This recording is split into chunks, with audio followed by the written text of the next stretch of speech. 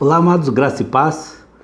Meu nome é Jonathan, sou pastor da primeira igreja Cristianismo Decidido aqui de Maringá, no Paraná, e quero compartilhar com você um pouquinho da palavra de Deus, te levar a uma reflexão sobre o Sermão do Monte. O Sermão do Monte é um texto localizado lá em Mateus, do capítulo 5 ao 7, é uma passagem grande, onde está contido ali um discurso de Jesus que ele fez no momento que ele estava com a multidão.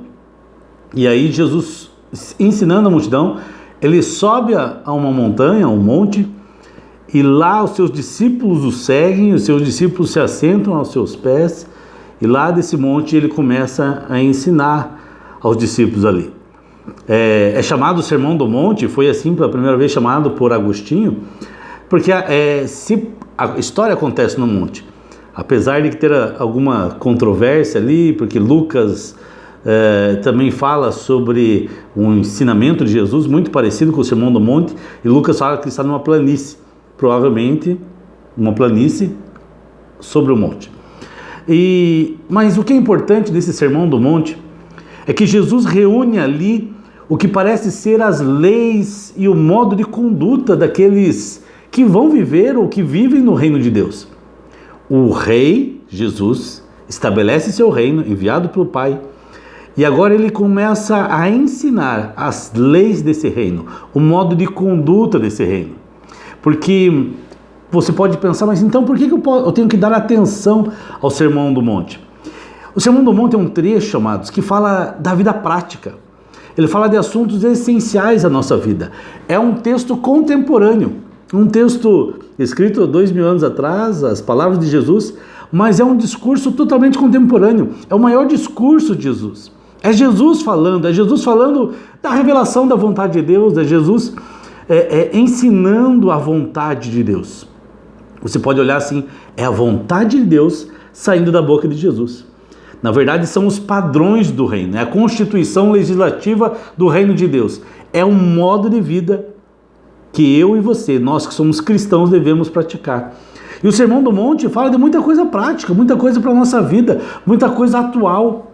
Ele fala sobre dinheiro, ele fala sobre casamento.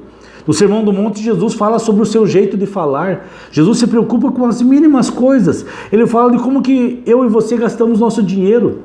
Ele fala de vida de santidade, de pureza sexual. E Jesus não só fala que isso não pode ter impureza, ele ensina como fazer isso. Como ser puro, como andar em santidade. Ele fala sobre ser radical. Por isso o Sermão do Monte, como diz num livro do John Stott, ele é a contracultura. É contra a cultura do mundo.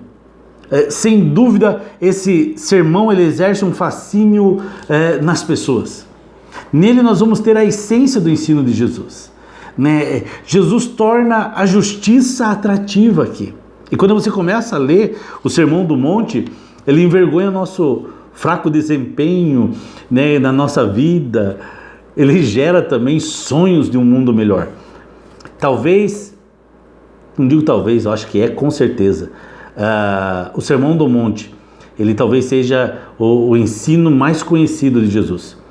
Embora seja o menos compreendido, talvez, e com certeza menos obedecido pelos cristãos. De tudo que Jesus disse, tudo que Jesus falou no Sermão do Monte ali, John Stott diz o seguinte, que essas suas palavras são as que mais se aproximam de um manifesto, pois descrevem o que ele deseja que os seguidores de Jesus fossem e fizessem. Olhando para o texto, vou dar só uma pincelada no capítulo 5, quando diz assim: vendo Jesus as multidões, subiu ao monte, e como se assentasse, aproximaram-se os seus discípulos, e ele passou a ensiná-los, dizendo. Jesus sobe ao monte, e a multidão que estava ao pé do monte ali, não quis subir talvez a esse monte com Jesus.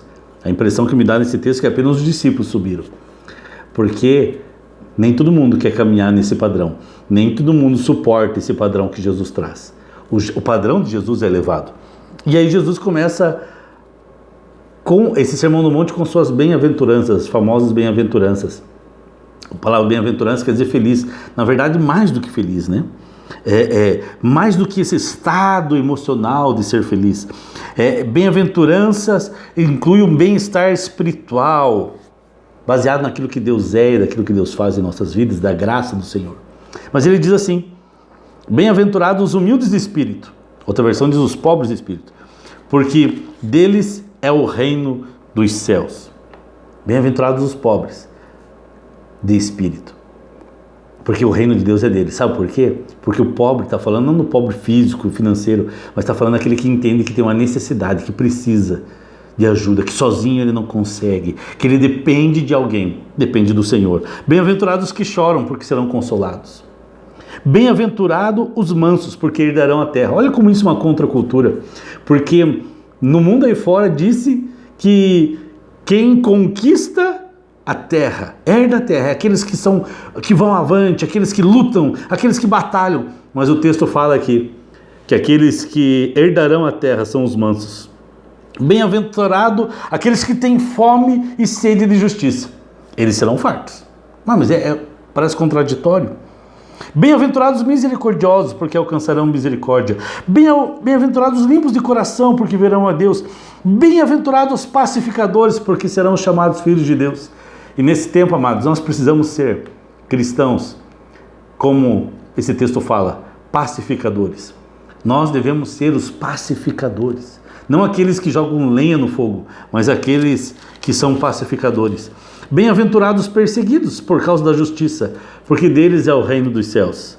Bem-aventurados sois, quando por minha causa vos injuriarem e vos perseguirem, e mentindo disserem todo mal contra vós. Regozijai-vos e exultai, porque é grande o vosso galardão nos céus, pois assim perseguiram os profetas que viveram antes de vocês.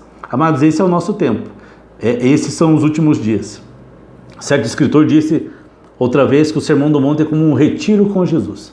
É Jesus nos levando para um retiro, para falar sobre a sua vontade, a vontade de Deus. As multidões o ouviam, ele depois fala com os discípulos, se assenta aos seus pés. E ouvimos a revelação vindo diretamente da boca de Jesus. É disso que o Sermão do Monte trata. Uma experiência com Jesus, uma experiência de ensino com Jesus. O Sermão do Monte, ele também nos prepara para o fim dos tempos. Jesus nos preparou para esse fim. Ele não nos deixou perdido aqui, mas ele nos deu uma direção. E ele nos prepara para a vida cristã, para esse tempo que vivemos hoje. E ele fala mais uma preparação interior do que uma preparação exterior. Quero te incentivar a ler, a meditar, a crescer na vida cristã, meditando nos ensinos de Jesus sobre o Sermão do Monte. Com certeza, você será edificado pela palavra de Deus. Deus te abençoe, um abraço, fique na graça e na paz do Senhor Jesus.